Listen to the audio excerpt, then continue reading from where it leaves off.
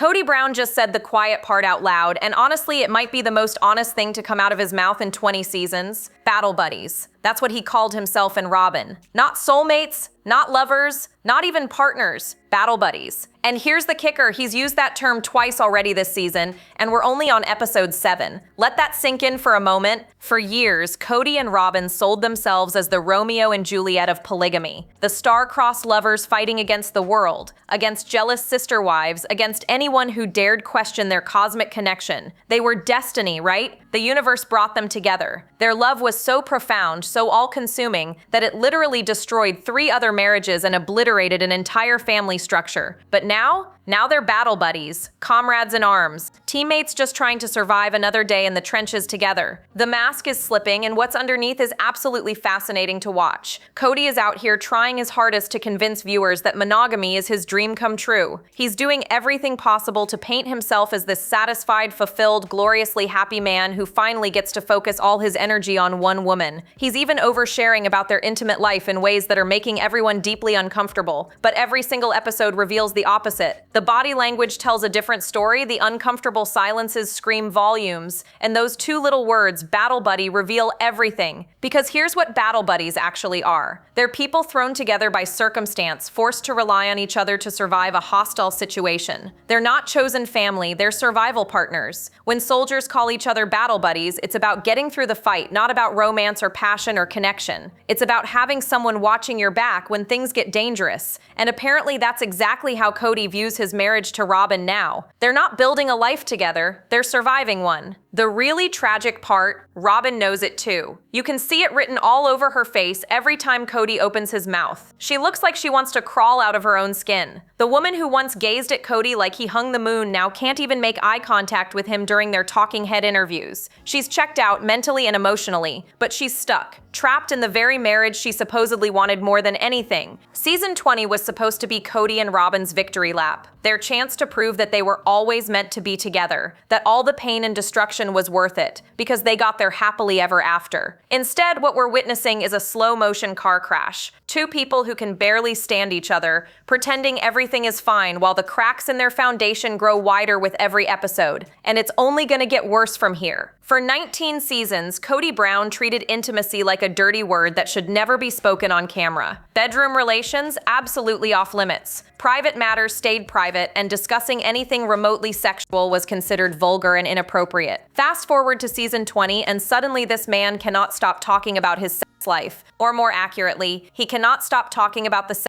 life he desperately wants everyone to believe he's having. The latest clip from an upcoming episode is almost painful to watch. Kody's sitting there with Robyn, and he starts this whole bit about not getting much sleep the night before. He's got this look on his face like he's about to deliver the punchline to the world's greatest joke. He's clearly expecting Robyn to play along, to give viewers that knowing smile, to help him sell this narrative that they're so hot and heavy they can barely keep their hands off each other. Instead, Robyn just stares blankly ahead and says he never gets enough sleep. Dead, flat, zero enthusiasm, but Kody keeps pushing. He actually clarifies that he was joking around, trying to make it sound like he was the one keeping her up at night, not the kids. And then comes Robyn's response, delivered with all the passion of someone reading a grocery list. That would be better, actually. Not exactly the ringing endorsement of their passionate romance that Kody was fishing for, is it? What makes this entire exchange so cringy is how desperately Kody wants to project this image of himself as a satisfied monogamous man who's finally getting everything he needs from one woman. He's trying so hard to convince viewers that life with just Robyn is fulfilling and exciting and everything he ever wanted, but his attempts are backfiring spectacularly because Robyn is not playing along. She won't even look at him during these moments. Her body language screams discomfort and disinterest. Here's the thing that's really telling. Every time Kody tries to boast about their intimate connection, he actually ends up revealing the opposite. He talks about being kept awake at night, but it's not because of romance. It's because their children, ranging from 9 years old to their early 20s, keep interrupting them. He refers to Robyn as his battle buddy instead of his lover. He mentions how when they're with the kids, there's no opportunity for them to connect as a couple. Everything he says is actually evidence that their relationship lacks intimacy, passion, and genuine connection. Robyn's discomfort is palpable. She looks like she wants to disappear into the couch cushions every time Kody starts one of these conversations. And this is not a shy woman we're talking about. This is someone who spent 19 seasons confidently sharing her opinions, her feelings, her her perspective on camera without hesitation. Suddenly, she's too shy to engage when Kody talks about their relationship, please. She's not shy, she's disgusted. She's got the ick, and she cannot hide it anymore no matter how hard she tries. Now let's talk about what might be the most disturbing revelation to come out of season 20 so far. Kody and Robyn's children, ranging in age from 9 years old to 22, apparently cannot stop coming into their parents' bedroom at night. According to Kody, it's kid after kid after kid, one right after another, seeking love and attention and conversation with mom. And this isn't happening occasionally, this is presented as their normal everyday reality. Let's break down exactly how troubling this situation actually is. Ariella is 9 years old at the time of filming. Sure, a 9-year-old needing mom or dad occasionally at night isn't completely unusual. Maybe she has a nightmare, maybe she's not feeling well, maybe she just needs reassurance. That's within the realm of normal childhood behavior. But Kody specifically says it's multiple kids cycling through their bedroom. That means we're also talking about Solomon, who's around 13, and Brianna, who's 20 or 21 years old at this point. Aurora, as Robyn told us last episode, is 22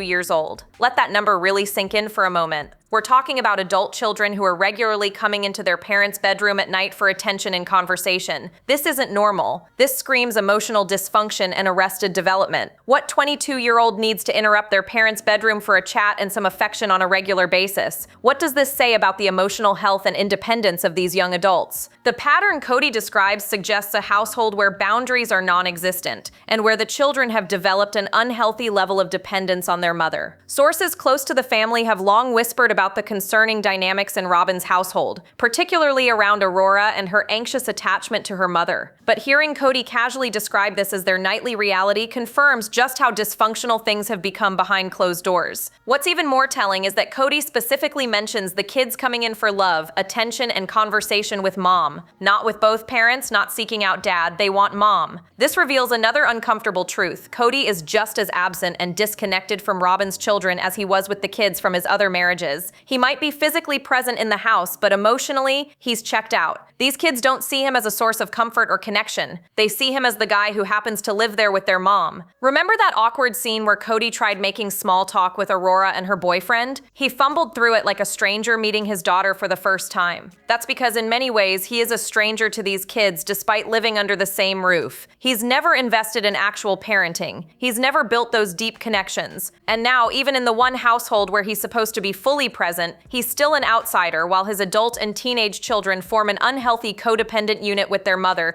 that excludes him entirely. Let's talk about what Robyn's body language is really telling us, because it's screaming louder than any words could. Every single episode this season, we're watching a woman who can barely stomach being in the same room as her husband. The evidence is everywhere if you know what to look for. During their talking head interviews, Robyn refuses to make eye contact with Kody. When he tries to engage her in his cringy attempts at flirting or joking about their intimate life, she stares straight ahead like she's dissociating. Her face remains blank and expressionless while he desperately tries to get a reaction from her. This is not the behavior of a shy woman. This is not someone who's camera timid or uncomfortable with attention. This is a woman who has completely checked out of her marriage and can no longer hide it. For 19 seasons, Robyn had zero problems expressing herself on camera. She cried, she laughed, she shared intimate details about her feelings and experiences. She had passionate conversations about her relationship with Kody. She made intense eye contact with him during interviews, gazing at him with adoration and devotion. That woman is gone,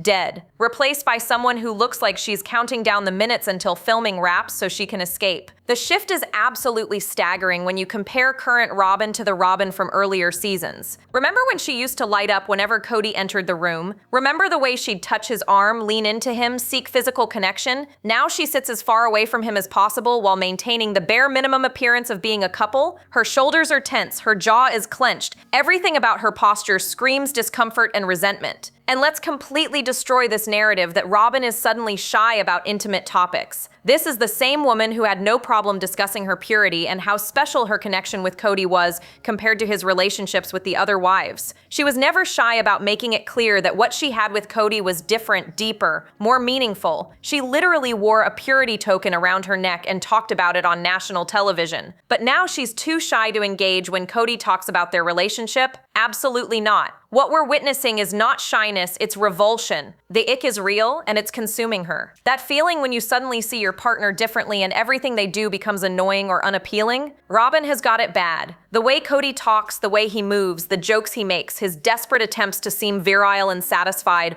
all of it makes her want to crawl out of her own skin. You can see it in the way her face tightens every time he speaks. You can see it in how she physically recoils when he tries to touch her or engage her. Insiders close to the production have whispered that the tension between them off camera is even worse than what makes it to air. The editing is actually doing them favors, cutting out some of the most uncomfortable moments where their mutual disdain becomes impossible to ignore. Here's the truth that Kody Brown will never admit out loud. Monogamy was never going to work for him. Not because he's incapable of loving one woman, but because what really gets Kody's engine running has nothing to do with deep emotional connection or spiritual partnership. What Kody craves, what he needs like oxygen, is attention. Constant, abundant, competitive attention from multiple sources. And now that he's down to just one wife who can barely look at him, he's slowly suffocating. David Woolley, Christine's new husband, dropped an absolute truth bomb in a recent preview clip that perfectly captures what makes men like Kody tick. When discussing polygamous relationships, David flat out said that the majority of polygamous men he's been around, and he's been around hundreds of them, love the fighting and competition between women. They thrive on it. That's not speculation or jealous ex-wife gossip. That's insider knowledge from someone who grew up in that world and understands the psychology driving it. Think about what really made Kody happy during his years of plural marriage. Was it the deep spiritual connections? Was it building individual relationships with each wife? Absolutely not. What lit Kody up was having multiple women competing for his attention, time, and affection. He loved being the prize they fought over. He loved having one wife cook his eggs better than another. He loved having someone iron his clothes just the way he liked. He loved being the shoulder they cried on when they complained about each other. He loved the drama, the competition,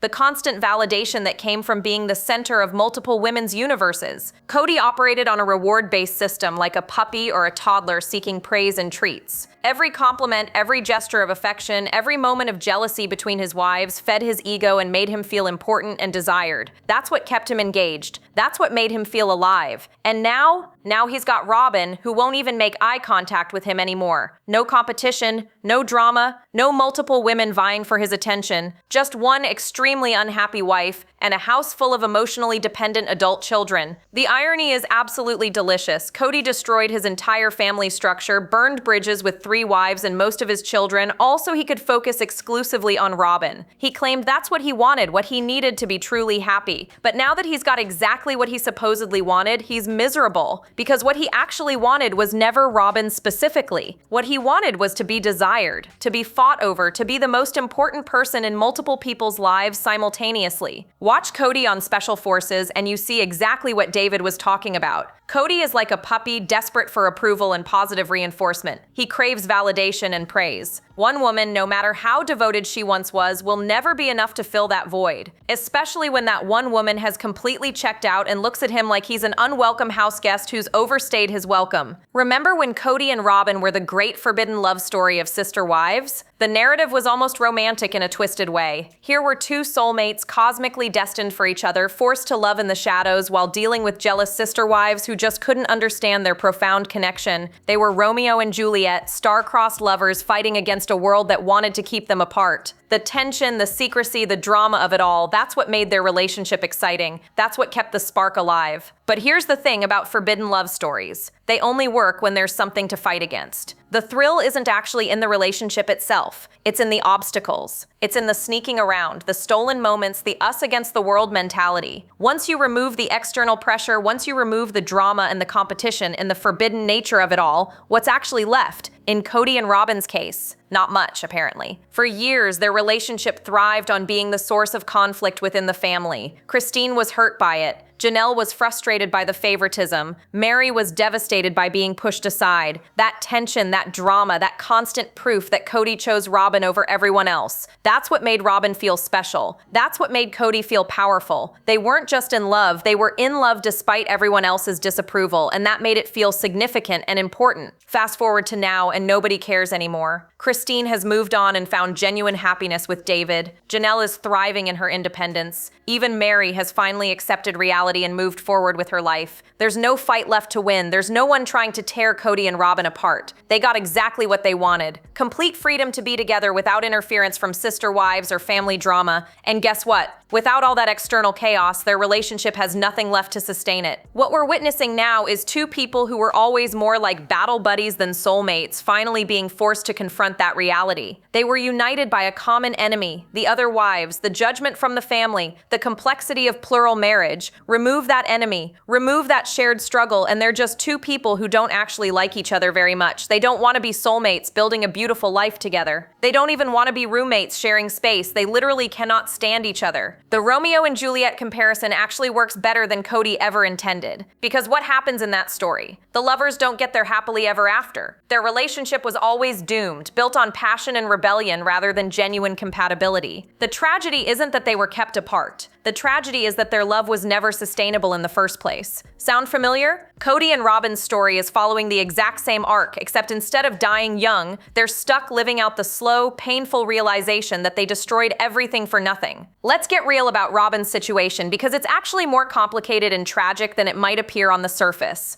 Unlike Christine, Janelle, and Mary, Robyn has absolutely zero independent income streams outside of the Sister Wives franchise. She's not selling Plexus, she's not running a bed and breakfast, she's not building a personal brand or business. Her entire financial existence is tied to two things, the show and Kody, and that puts her in a very precarious position that the other wives never faced. Here's where it gets really interesting. Robyn is Kody's legal wife. That means everything he owns is half hers, and everything she owns is half his. They're financially entangled in ways that make separation extremely complicated and potentially devastating for both of them. The McMansion they just moved into, that's marital property, all those Dolly collectibles Robyn's obsessed with. Marital property, the cruise ship art decorating their walls, you guessed it. Everything is shared, everything is complicated, and untangling it all would require lawyers, negotiations, and a very public acknowledgement that their relationship failed. But there's another factor at play here that's equally important. Robyn hasn't built up enough social capital yet to successfully segue into her ex-wife era, the way Christine, Janelle, and Mary have. The audience still largely views her as the villain who broke up the family. She doesn't have the sympathy vote. She doesn't have the underdog narrative.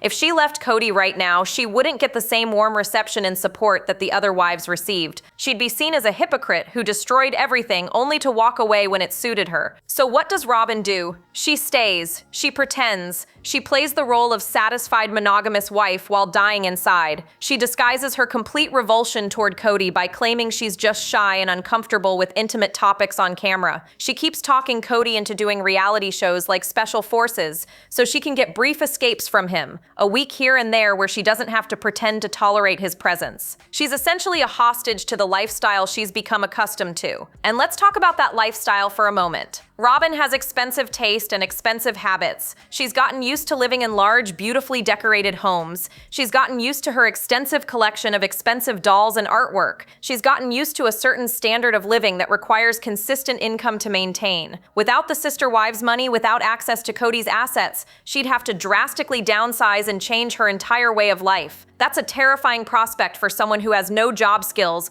no independent career, and no safety net. Sources close to the family suggest Robyn is absolutely aware of her predicament. Word on the street is she'd rather be miserable in her comfortable cage than free but financially struggling. She'll pay her 20-year-old kids to cycle through her bedroom every night, sacrificing any possibility of intimacy with Kody, rather than give up her McMansion and her collections. The price of her designer lifestyle is her happiness, and apparently that's a trade she's willing to make for now. Here's one of the most damning revelations hiding in plain sight this season. Kody Brown is just as absent and disconnected from Robyn's children as he was from all the kids in his other marriages. The only difference? Now he's physically present in the house while being completely emotionally unavailable. He's a ghost dad haunting the hallways of the McMansion, but never actually engaging in real parenting or building genuine connections with the children who live there. Go back and watch that clip where Kody describes the kids coming into their bedroom at night. Listen carefully to his exact words. He says the children come in seeking love, attention, and conversation with mom. Not with both parents, not with dad, with mom. That tiny detail reveals everything about the family dynamics in that household. These kids, ranging from 9 to 22 years old, don't view Kody as a source of comfort, support, or connection. They want their mother, Kody is just the guy who happens to be there. Remember the incredibly awkward scene from earlier this season where Kody attempted to make small talk with Aurora and her boyfriend? It was painful to watch. He fumbled through basic conversation like he was meeting his daughter for the first time. He didn't know what to say, how to connect, or how to engage with her in any meaningful way. That's not what happens when a father has invested years in building a relationship with his child. That's what happens when a father has been emotionally absent for so long that he's essentially a stranger living in the same house. The pattern is undeniable. Kody has spent decades prioritizing his own needs, his own ego, and his relationship drama over actually showing up as a parent. He was never the one helping with homework, attending school events, or having deep conversations with his kids. That was always the mother's job. Kody's job was to rotate between houses, receive praise and attention, and play the role of patriarch without actually doing the work of parenting. Now, even in the one household where he has no excuse to be absent, even when he's sleeping under the same roof every single night, he's still not engaged. He's still not the parent these kids turn to when they need something. Robyn has become the sole emotional support system for all her children,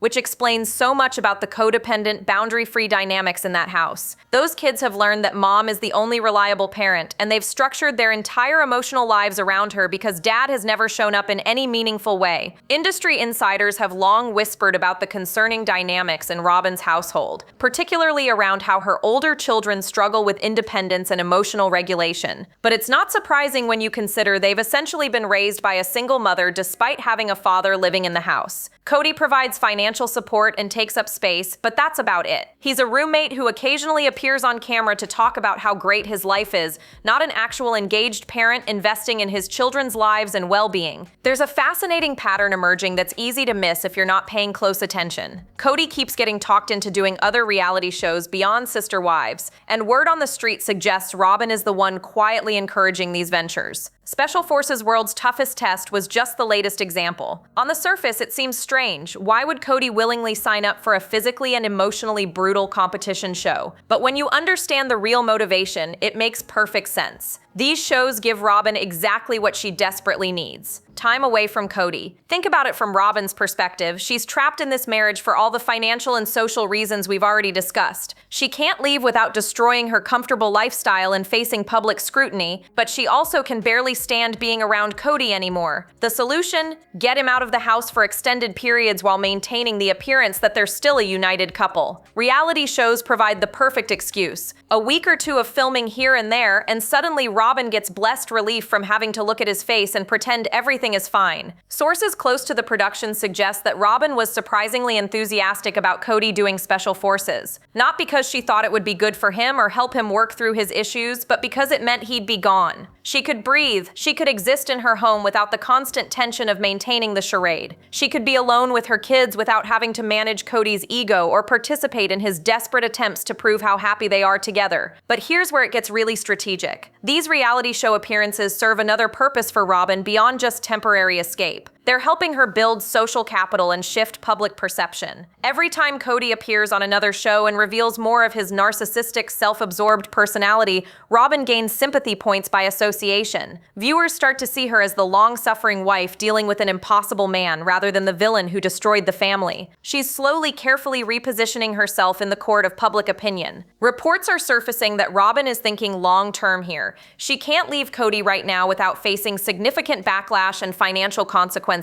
But if she plays the long game, if she continues letting Kody expose himself as difficult and self-centered on multiple platforms, if she continues showing up as the patient, tolerant wife, putting up with his behavior, eventually the narrative shifts. Eventually, when she does leave, people will understand why. They'll support her. They'll see her as another victim of Kody's selfishness, rather than the architect of the family's destruction. The buzz in Hollywood circles is that Robyn is absolutely playing chess while Kody thinks they're playing checkers. Every reality show appearance, every uncomfortable interview, every moment of visible tension between them, it's all evidence she's collecting. She's building her case, both legally and in the court of public opinion. And when the time is right, when she's positioned herself perfectly, she'll make her move. Mark these words, because what's about to be said is going to come true sooner than anyone expects. Within 5 years, maybe even less, we're going to witness Robyn Brown leave Kody too, and when it happens, it's going to shock absolutely no one who's been paying attention to the writing on the wall this season. Every single episode is laying the groundwork for the inevitable implosion of the last remaining Brown marriage. The evidence is everywhere if you're willing to see it. Robyn can barely look at Kody anymore. Her body language screams misery and resentment. She's visibly uncomfortable every time he tries to touch her or engage her in conversation. The ick has set in so deeply that she can't hide it anymore, no matter how good an actress she thinks she is. This isn't a rough patch. This isn't a temporary phase. This is a woman who has fundamentally checked out of her marriage and is just waiting for the right moment to make her exit official. Behind closed doors, insiders whisper that the tension is even worse than what makes it to our screens. The editing team is actually doing them favors, cutting out the moments where their mutual contempt becomes impossible to ignore. They're not fighting because that would require caring enough to argue. They're just existing in the same space, going through the motions, counting down until they can escape each other's presence. That's not a marriage that recovers. That's a marriage in its death throes. Consider the trajectory of Kody's relationships. Mary, Christine, and Janelle all reached their breaking points and walked away after years of neglect, favoritism, and emotional abuse. What makes anyone think his relationship with Robyn will be different? The pattern is crystal clear. Kody is incapable of maintaining a healthy, fulfilling relationship long term. He's too narcissistic, too self-absorbed, too focused on his own needs to ever truly show up as a partner. Robyn is just experiencing what the other wives went through, except she doesn't have the excuse of sister-wife drama to blame it on. This is all Kody, all the time, with no one else to dilute his worst qualities. The real kicker? The absolute poetic justice of this entire situation? Kody could end up completely alone. The man who once had 4 wives and 18 children might find himself abandoned by everyone because he refused to value any of them properly. He destroyed his family for Robyn. And when Robyn leaves, what will he have left? A handful of adult children who can barely stand him, a reputation as a failed patriarch, and the crushing realization that he threw away everything that mattered for a woman who eventually couldn't stand the sight of him either. Robyn is already positioning herself for the exit. She's building sympathy, managing finances, and waiting for the perfect moment to make her move while protecting her interests. And when she finally walks away, she'll take half of everything with her, leaving Kody exactly where he deserves to be. Alone, bitter, and forced to confront the consequences of his choices. So what do you think? Is Robyn already planning her escape? Or will she stay trapped in this miserable marriage forever? Drop your thoughts in the comments below. Make sure you like this video and subscribe to stay updated, because the next chapter of this Brown family disaster is coming. And trust me, you won't want to miss what happens next.